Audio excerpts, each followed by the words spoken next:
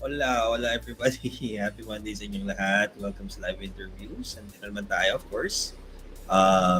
We're going to be bringing to you another story, or rather yung journey ng isa sa mga tribe members natin and how he got from, what he was doing before to freelancing and particularly becoming a freelance uh, agency owner. So, magandang gabi sa inyo lahat. Hello sa mga nanonood sa atin.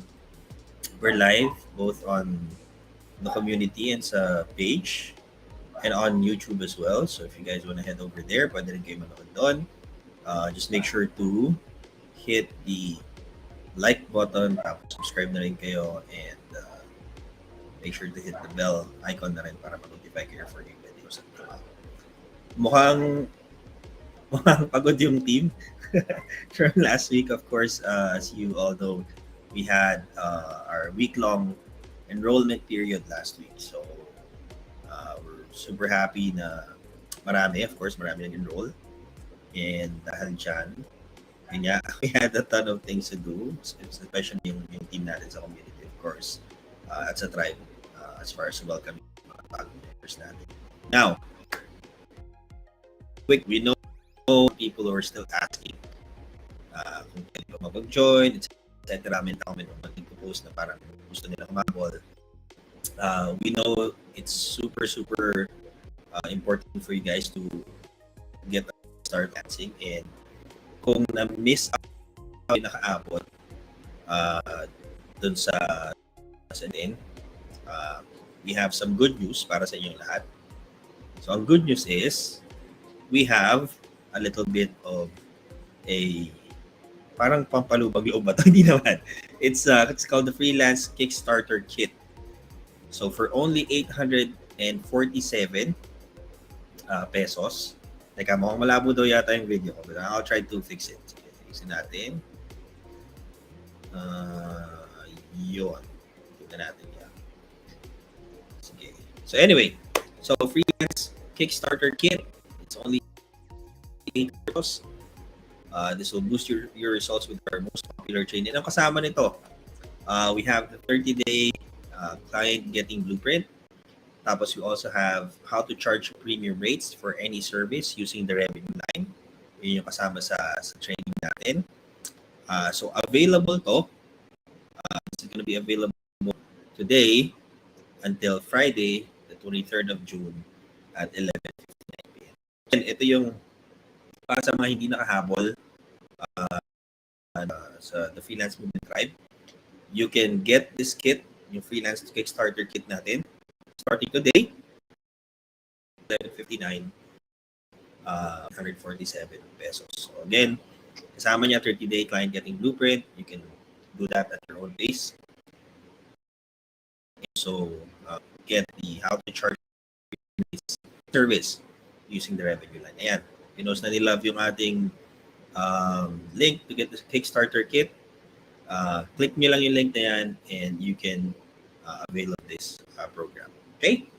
So, for this evening, ang guest natin, we'll go ahead and check in kung sino itong ating magiging guest for this evening.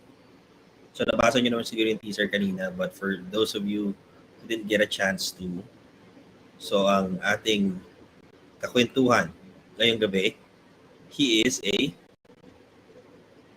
yan, antayin natin yun. Amazon advertising. I believe parang PPC agency yung meron to. So let's all welcome si Von. Von, good evening sa'yo, bro. Hello, Tito Ron. Good evening po. Good evening sa lahat ng viewers dito sa community na to. Sa lahat ng freelancers. Welcome. Yan. Welcome sa'yo, Von, sa live interviews natin. And mukhang talagang pinaghandaan ni Von yung interview natin kasi meron siyang background. Medyo baliktad nga lang yung background natin, Von. Oo nga, no? Parang baliktad siya. Pero okay lang yan, walang problema. That's okay. Ayan, babalik tayo rin yan ni Von para makita nyo naman. Hindi ako mal. Anyway, so for those watching, before tayo mag-start, so we hope that you guys will parang medyo malabo eh. Try natin ulit yan. Kasi parang medyo pixelated yung mukha ko ngayon. I don't know if it's may camera.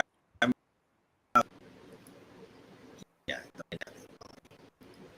hopefully umayos siya, pero kung hindi, okay lang. Kailangan nyo na makita yung mukha ni Von tonight. So, mas mahalaga yun.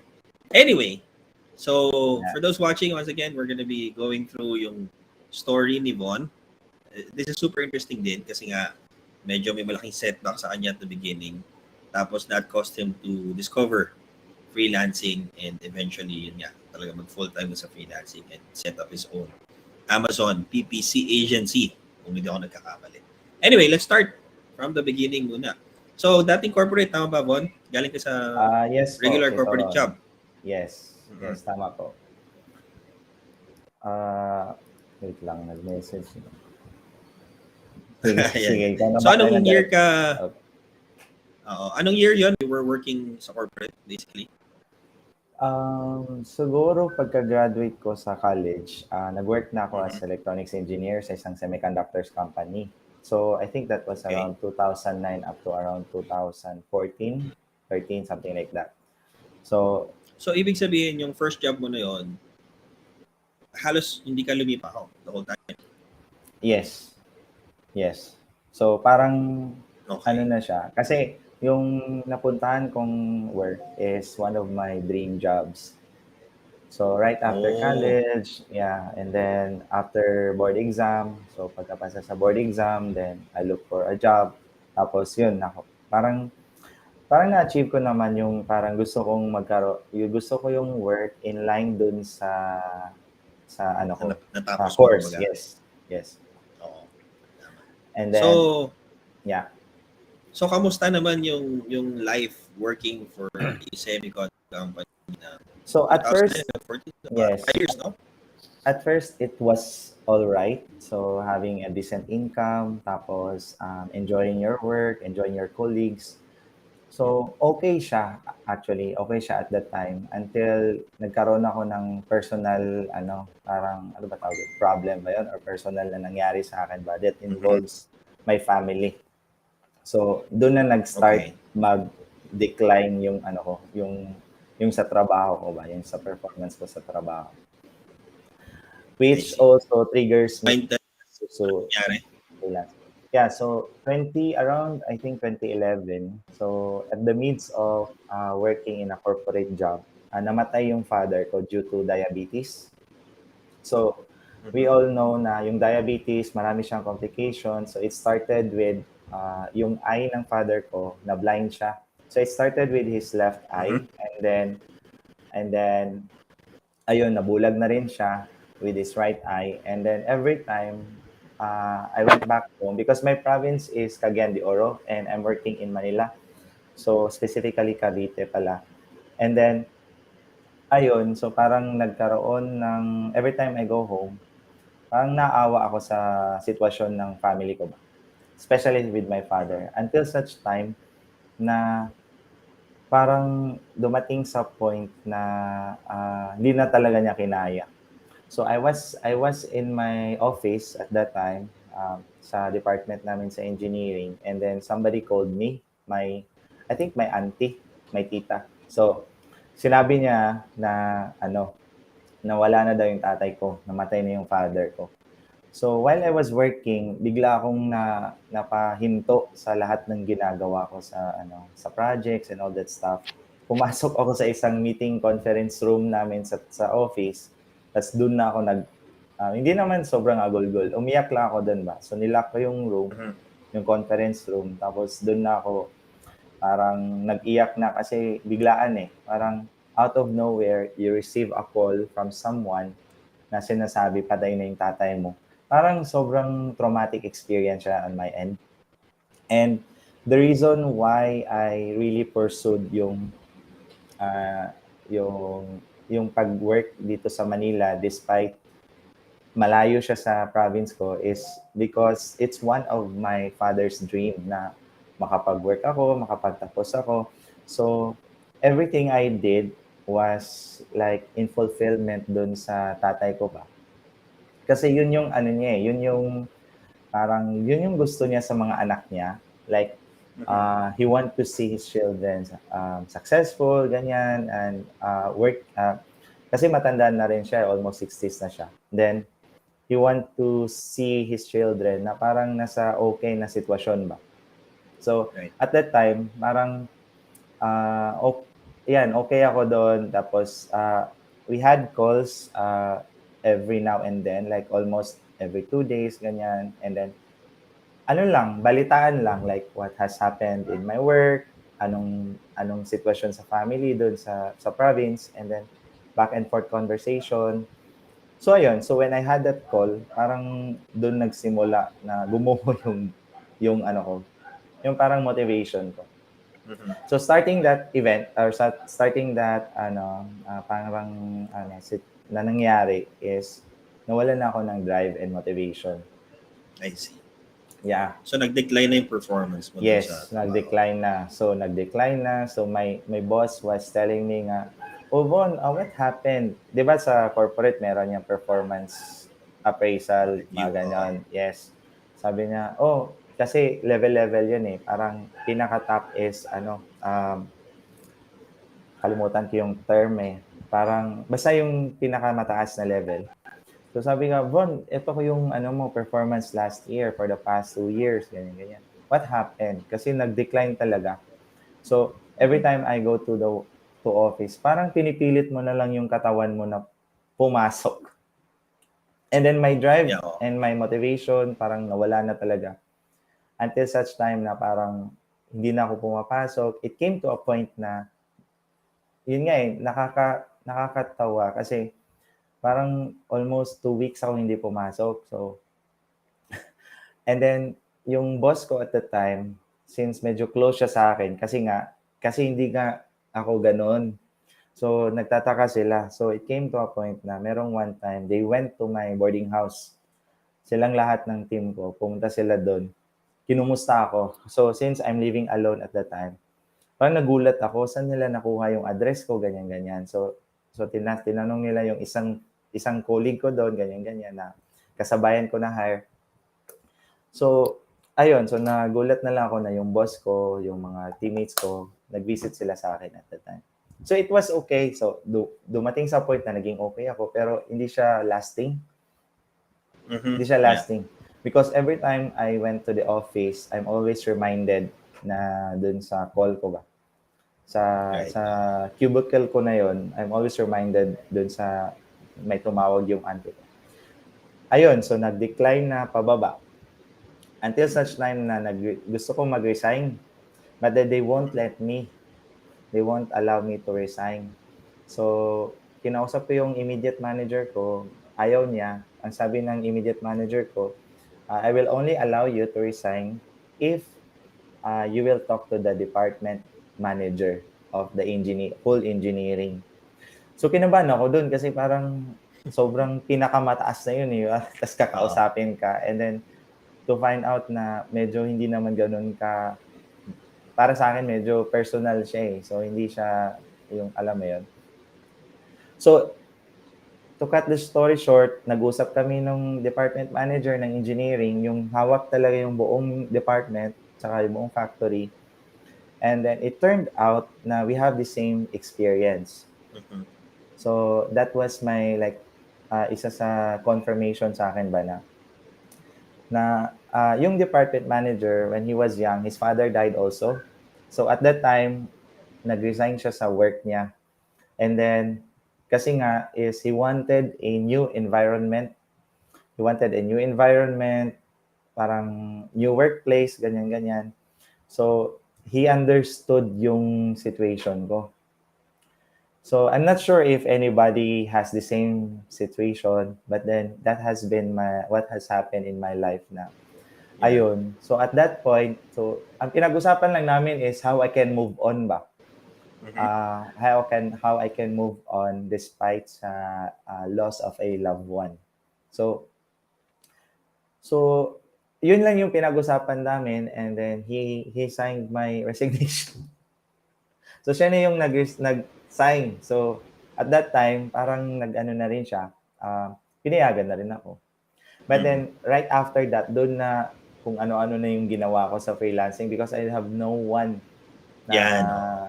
Pupuntahan natin yan in just a bit, no? yes. So, pero Yeah. just off of what you were telling, I can't imagine, of course, kung ano yung feeling. Syempre, mahirap naman talaga yung malayo ka sa pamilya, tapos you get some bad news like that. Yeah. Medyo demoralizing talaga, no? Yun nga. I'm sure hindi siguro marami, I don't know how many people experience that dito sa yung mga nanonood sa atin, but Yeah. I'm sure if it's a very personal event na nangyari sa'yo, medyo nakakawalang gana talaga no? Pag minsan nga, hindi ganun kabigat na bagay. Pag when you encounter a problem, parang apektado rin talaga yung performance mo sa trabaho. So, I can only imagine yung pinagdaanan mo yun. Yes. Anyway. And the one thing that's really affecting me very much is depression kicks in. Like, for example, living in a very far away land from your family, away from your family, away from your friends and colleagues. So I'm practically living alone at that time. Right. So since ikaw lang mag-isa, sometimes depression kicks in, visits you from time to time when you're alone and when your mind wanders a lot. So talagang madedepress ka. So yan. So pabalik-balik yung depression. I do so many things para lang mawala yung isip ko on those things. Pero hindi siya pabalik-balik siya. Until such time na parang nag-cope up na lang ako with depression. And then, yeah, so that's how I ended up my corporate life. Oo. Well, yun nga, sabi ko nga, no, before we go to that part na you diverted your attention dun sa freelancing, quickly remind everybody lang na nanonood sa atin na since we just ended the enrollment period ng Tribe last week, Friday last week was the last day. And I'm sure marami pa rin parang interesado to kickstart their freelancing career. So if you guys can see, meron tayong QR code dyan sa taas ng screen natin. If you scan that with your device, that's gonna take you to the freelance Kickstarter kit. Yun ang tawag, no?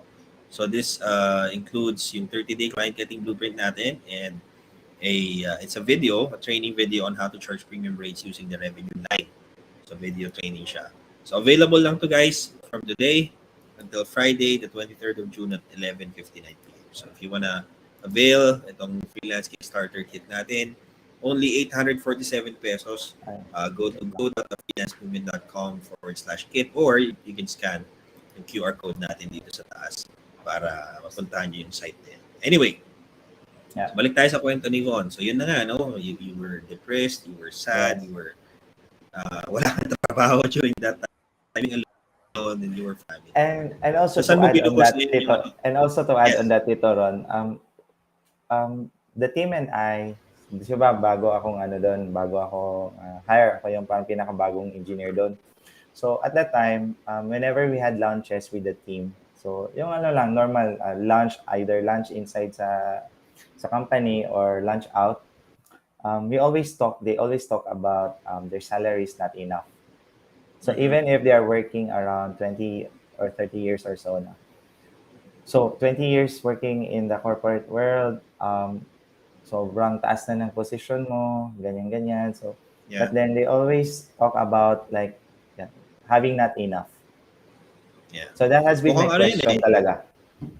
Very familiar scene talaga yan sa mga ganung setup, no, na katrabaho ka for somebody else. Usually kasi, syempre, pag nasa mga entry-level position ka, hindi talaga yung sweldohin mo.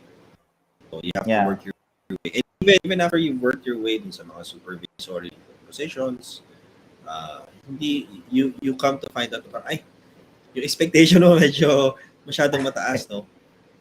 Kaysa dun sa reality ng pasweldo sa mga ganitong klase ng mga corporation. So, sabi nga nila, nagbibiro sila, no?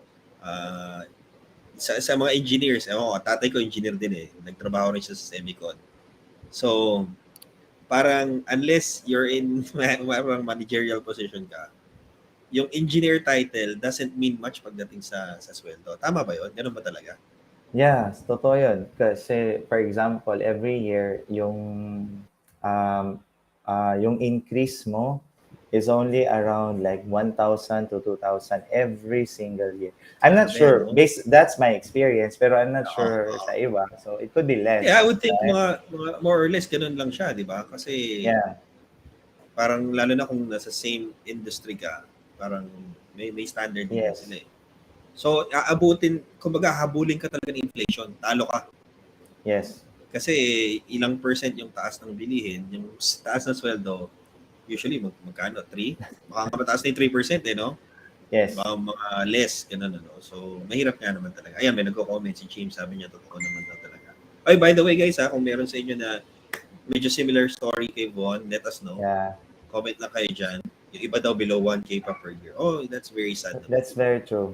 Yeah. And Pero then that's reality. Oh. and I have a colleague at the time na he's working around 10 years na, 10 or 8 to 10 years. But then when I entered as a new hire, almost same kami ng sahod. So that's Grabe. how damaging sa moral ng taong yun dun sa 10 years na nagtrabaho. And then right here when I came in, parehas lang kami ng sahod. Oo, grabe Right? naman yun. So But again, it's a sad sadly, truth. Yeah. that is reality pagdating sa ganyang mga industries. Anyway, punta tayo naman sa exciting part ng journey mo, which is sabi mo nga you started delving into freelancing. Paano Yeah. nag-umpisa? How did you get interested? So okay. So when I quit my corporate life, so unang nag sa akin is real estate. So I went into real estate selling mga condos. So nagbebenta ako ng condos. I still remember parang pinaka nakakahiyang ginawa ko is I was standing inside yung exit ng Kalayaan Avenue going BGC, yung pababa doon sa Mhm. C5.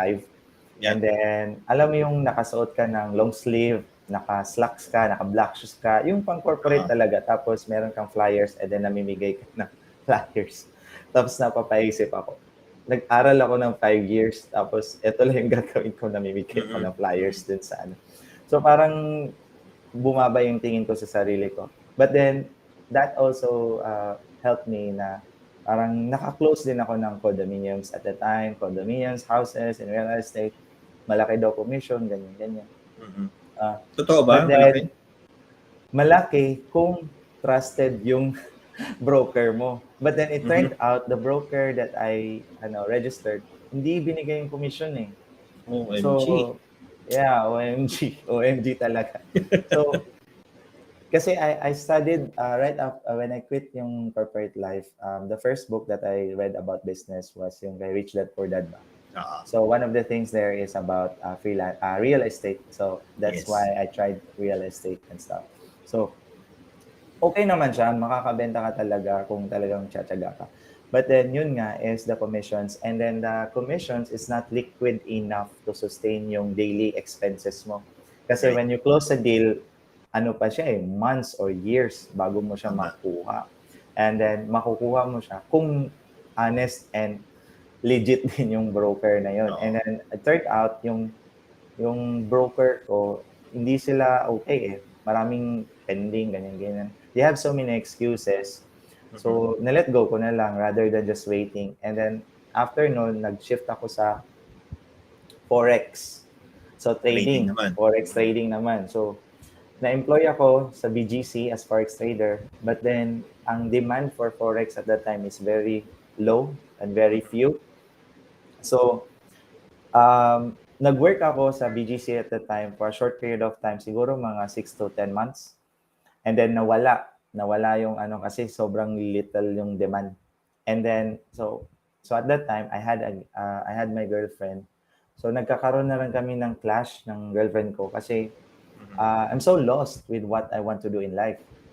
Before when my father was alive, parang sobrang goal-oriented na tao, ganyan, alam mo Right. yung gagawin sa buhay.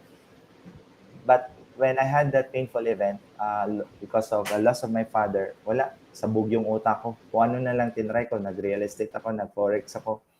And then it came to a point na parang hindi ko na alam yung gagawin ko. So I was advised by my girlfriend at that time is, ano na siya, I think you need to go home muna. Sabi niya sa akin. Kasi sabi niya, uwi ka muna doon sa inyo, ganyan-ganyan. So So the reason I don't want to leave is I don't want long distance relationship. So ayoko Mhm. ng malayuan. So pero sabi niya, uwi ka muna, pa-recharge ka, pa-refocus ka dun sa ano yung gusto mong gawin. Parang hirap naman, parang Ganyan. tinataboy ka, no? Oh, and I'm not sure if people are agreeable to this na pagdating mo ng around 26, 27 to up to 30, magkakaroon ka ng crisis as to what you really want to do in life. I have friends na in that age, during that age, parang nag-iisip talaga sila na ano ba talagang gusto kong gawin sa buhay Mhm. before you reach the age of 30. So at that time, nasa ganong age ako, 28, 27. Di ko talaga alam ang gagawin ko kasi I have no passion na for electronics. Mhm. Before, sobrang passionate ako sa electronics. It came to a point na parang wala na akong motivation ba to learn about electronics, Okay. ganyan-ganyan. So, before I love analyzing circuits, ganyan. Kasi my work before was merong, for example, si Samsung or si Apple or si any tech company, they would send their ICs and then have it analyzed bakit nag-fail yung IC. So before, I really love doing that, analyzing yung ano yung cause of failure ng IC. But then after yung namatay yung nawala, as in gusto ko nang bitawan yung gano'n, nawala lahat. Then Yeah. at that time, doon na nag-start na kini-question ko yung sarili ko, ano ba yung gusto kong gawin?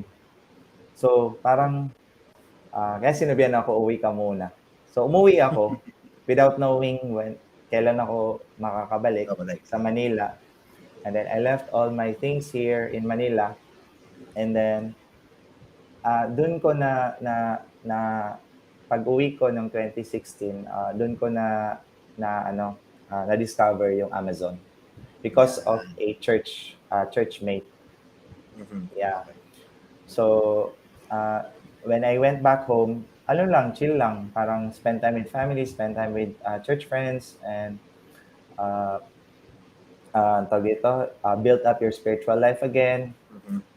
And then, get in touch with your friends na yung, alam mo yun, yung, kasi nandito ako sa Manila, so less time for them. And then more time with family. And then a churchmate of mine, introduced me that she was working with e-commerce. So at that time, eBay. And then she's working in Upwork. So na-curious ako how to do it. Kasi I need income din eh. So, by the way, breadwinner ako. So I'm the eldest among 4 siblings. So imagine how parang, kada, struggling and parang Yung yung pressure, pressure no? ba? Yes, the Mhm. pressure of being a breadwinner sa family. So, naramdaman ko talaga yon. And then, at Mhm. that time, doon ko na-learn yung e-commerce. Nice. Nice. And then, yun So, nga, doon doon ka na nag-start. nag-umpisa? Oo. So, yung nag-umpisa doon is I tried applying Upwork. Hindi pa siya Mhm. Upwork before eh. I think ano lang Odes. siya, Odes. Yes, Odes pa lang siya. So, I had a client, Amazon client na tinuruan ako even if I'm a newbie. Mhm. So, no, zero experience, as in zero talaga. And then, yun, dun nag-start. So, I had this one Amazon client and then tinuruan niya ako and then I got another client. But all of these are from Upwork. Right. All of these are from Upwork. So doon na nag-start. So doon ako nakapag-ipon and then doon na rin nag-start yung freelancing ko na parang feeling ko working from home talaga. Hindi siya yung corporate setup. So work from home, work at your own pace and then may time tracker ka. So Mhm. doon nag-start. And then doon din nagsimula yung knowledge ko about Amazon. Oo. So ins and outs of Amazon. Pero medyo stressful din kasi nga kahit nasa bahay ka, may tracker.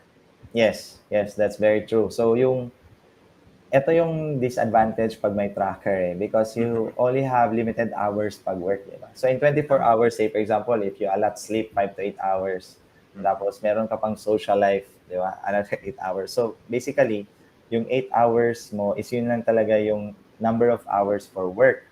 Right. But then other than that, yan, may social life ka, may time with family, and then may sleep. Mhm. Pero nung nag-start ako mag-freelance yung sa Upwork, parang almost 16 to 20 hours ako nag-work sa isang araw.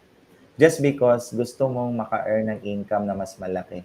Tama. 'Di ba? So, yun yung nakita ko na if you really want to work hard, 'di ba kung sa corporate, nag-work hard ka tapos maganda yung performance mo, appraisal mo, and then yung increase sa salary mo 1 to 2K lang a year.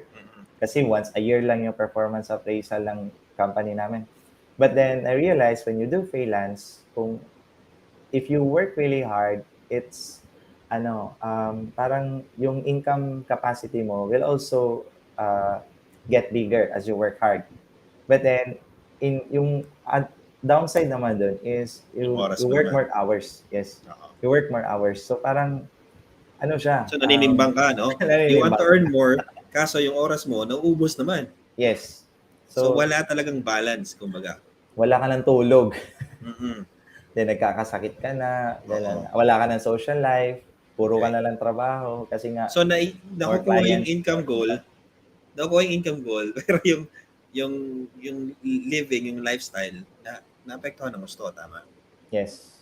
Oo. So, nakukuha mo yung gusto mong income, pero ano naman, yung oras mo naman ang kakainin. Exactly. So, yan yung 2016 yon and then up to 2020. Mhm. Ganyan yung Yung routine mo, routine. kumbaga. Yes. And in 2020, Yeah. yun na nga, you discovered and joined the freelance movement, right? Tama ba? Yes. So, June 2020, I joined Freelance Movement Tribe. And then, Mhm. I joined because a friend of mine, uh, ko siya co-student ko siya sa isang course. And then, he Okay. introduced me to the tribe. So, sa tribe, at first, ano ba yan? Ganyan.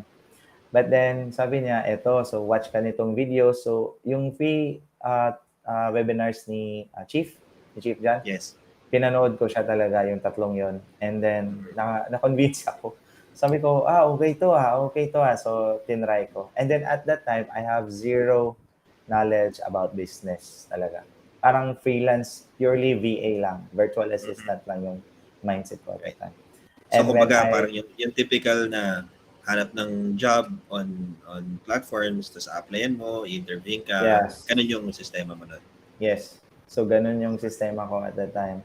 So, ayun. So, when I joined Freelance Movement Tribe, ang nag-change talaga sa akin is yung mindset. So, I was able Right. to learn business mindset skills.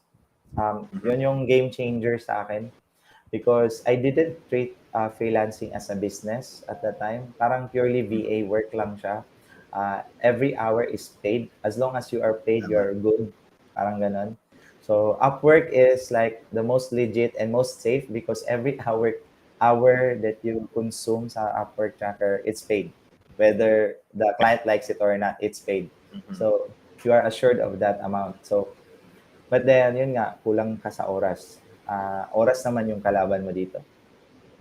So, being from 2016 to 2020, freelance virtual assistant mindset lang. And then 2020, that's where I really learned how to do business. Ano ba yung mga basics ng business? I'm not saying I'm an expert in that area, no? But then whatever I learned in the tribe, especially with the course, in-apply ko siya at that moment. So, nung June.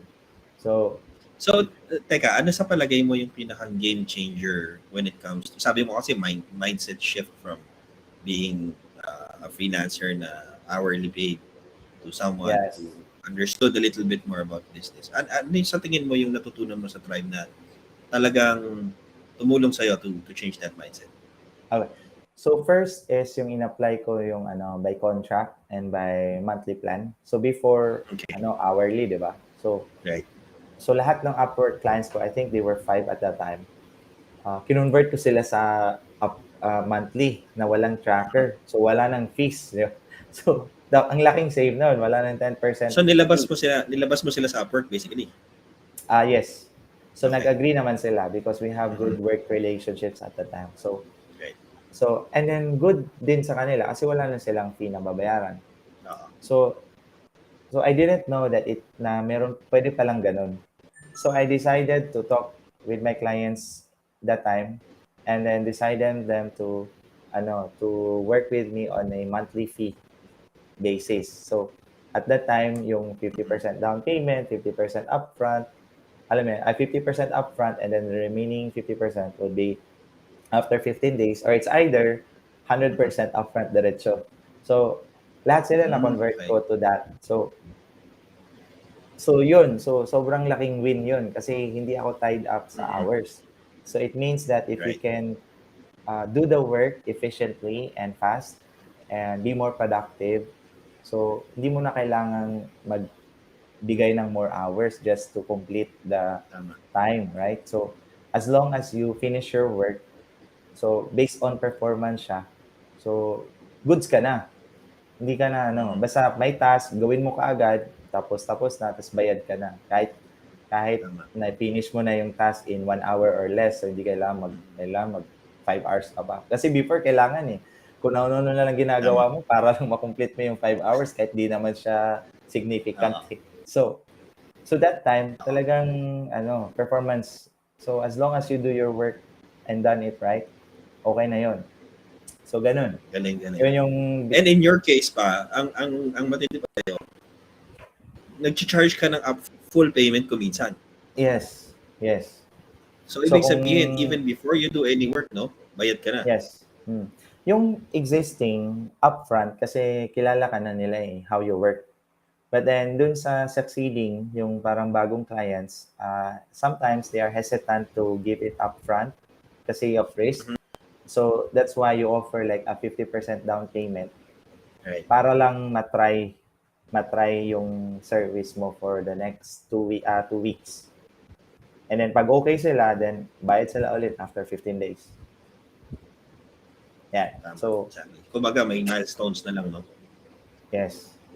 And then, what I did is, di ba, yung iba is, during dun sa time is, di ba, meron tayong implementation call week over week, di ba, every week.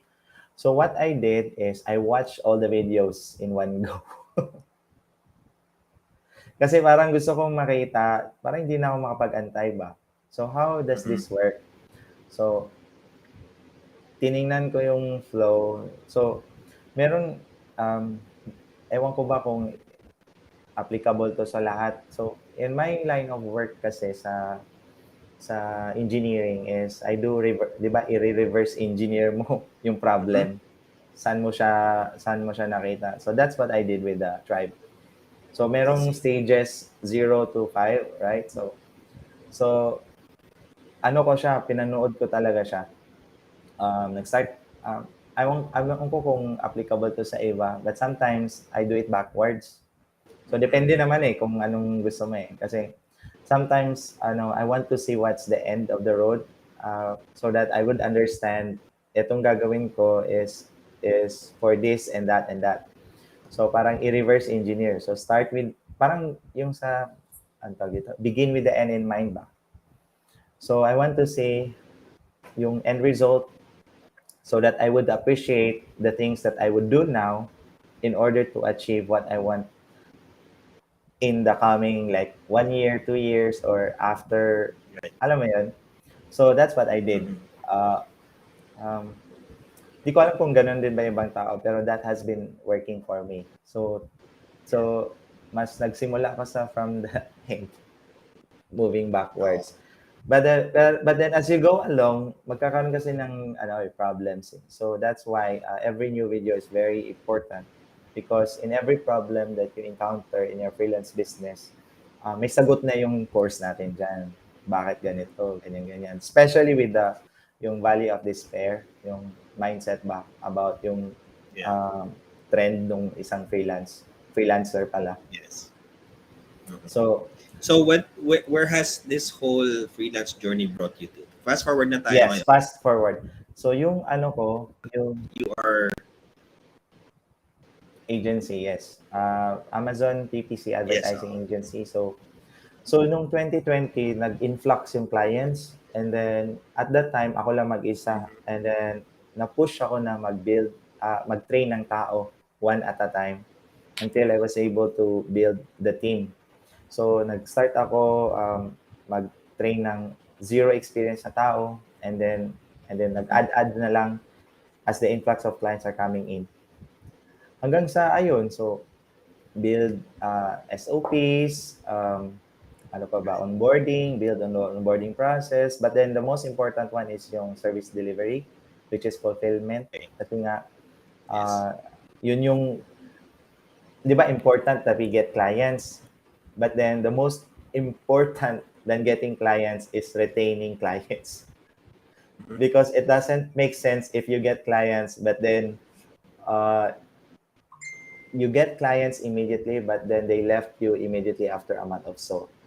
So, Yeah. so it, and then you have a problem of getting clients again. So actually they go both ways. It's important to know how to get clients, but then also it's more important how to retain them. Yeah. Nice, So nice. So currently, Von, matanong ko lang. So with your agency right now, how many people do you have? so we have around 10 people right now. So Okay. including myself, and Yeah. yeah, so 10. And so lahat to, you're still servicing Amazon businesses. Yes. So basically we are helping Amazon sellers na help them increase their Amazon sales. So one thing I learned Right. pala sa Tribe is knowing the revenue line. So so before I'm offering different kinds of services sa Amazon, product research, sourcing, Mhm. listing, then PPC. And then later on, when Chief had a training on revenue line, I learned na ang pinaka malapit sa revenue line was advertising. Kasi yun yung main na problem din ng mga Amazon sellers when I talk to them that they want to increase their sales fast. And Right. that can only be done using ads in Amazon.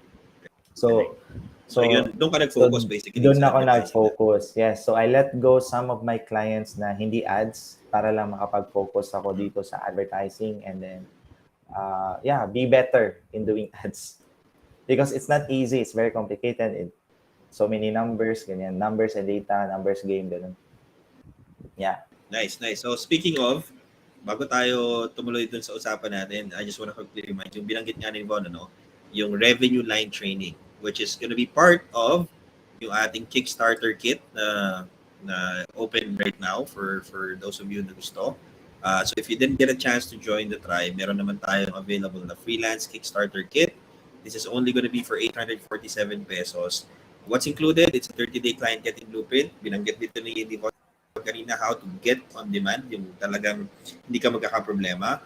And at the same time, how to charge premium rates for any service. Kahit anong service yan, just by using the revenue line. So training to available. If you want to grab it, go to go.thefreelancemovement.com/kit, or meron tayo dyang QR code. You can scan that with your device. Diretso yan dun sa site na yun. Available lang siya, guys, starting today until Friday, which is the 23rd of June, 11:59 p.m. So kung gusto ninyong makuha tong limited time offer natin na to, please go ahead, scan the code or go to the website para makuha ninyo yan. Yun, galing. So, Yeah. ano to sinabi ni Lynn? Sinasabi ni Coach. Okay. Okay, so reply niya pala yung kay Lynn. So yes, of course, if you're watching, if you're here, or you're seeing these videos for the first time, um, please join the free community rin kung if you're not part of that yet. It's the freelance movement community. Tapos, ang kagandahan nun, you can get free tips doon, may mga free training din tayo doon. You can join a community of freelancers who can help you sa yung freelance journey. So, yes, pwede ka doon pumunta. Now, Von, Yes. we super appreciate you sharing with us yung journey mo sa freelancing. Imagine someone trained to be an engineer, pero parang may kinalaman nga rin, ano, kasi nga sabi mo, you basically reverse engineered your way to an agency that Yeah. you're running. So, nagamit mo rin kumbaga yung skill mo as an engineer in running in your freelance business rather. So, any advice na lang before we end our interview? I'm sure marami ka na inspire, but any words of advice that you would give? Marami tayo rito people who are starting out, mga gusto pa lang pumasok sa freelancing. Ano Yeah. yung pinaka magandang advice na mabibigay? So my advice would be get the freelancer kit right now. So basically 847 yung reward nun when you like apply those things, sobrang laki niya. So, yung 847, it could double, triple, quadruple, di ba? Or more than 10x the income that you want. And what's more important is that mindset, and then at the same time is you really put in the hard work. So yeah, if you really want to be part in and become a freelancer, I would suggest to join or avail a Kickstarter or yung be part of the freelancing community sa Freelance Movement Tribe. And then it will really change your mindset. Yun yung pinakauna, and then all the things that you really want to do, like all the steps laid down by the course, is very important. If you will just apply it, you will reap the benefits basically. So yun lang. Yun. Thank you very much, Von, sa advice na yan. For those of you who are watching, kung hindi nyo narinig, ang sabi ni Von basically is join a community. Actually, it doesn't even have to be our community. Basta humanap kayo ng community of freelancers that you can get advice from. Pero, modesty aside naman, kasi yung community natin sa Tribe at saka sa freelance movement is probably hands down, hindi lang pala probably, it's hands down the best community pagdating sa freelancing. So, and yes, by the way, Tito Ron, ito lang din yung freelancing community that I have joined din. So first freelance community. Because when I was doing freelancing 2016 to 2020, wala ako lang mag-isa. And sometimes it gets lonely. But then having a freelance movement, a freelancing community gets exciting because you have ACs, accountability calls, you talk to some other freelancers. So yeah, it makes the journey more worthwhile and more enjoyable. Exactly. Salamat ulit, Von, for sharing with us your journey. Salamat sa mga viewers natin this evening, and we hope na yun nga, if you guys are really interested in getting into freelancing the way we teach it dito sa Tribe, we would love to help you. Just either go to the community, get the starter kit, yung pinakamagandang way to start it. And soon enough, baka hindi natin alam, baka kayo din yung next na naka-line up natin for interviews dito sa live interviews natin. So with that, maraming salamat sa inyong lahat. We'll see you again next Monday. And for now, maraming salamat. Good evening sa inyo, and we'll see you again soon. Bye-bye. Thank you, guys. Thank you, Tito Ron. Bye-bye. Thank you. Bye-bye.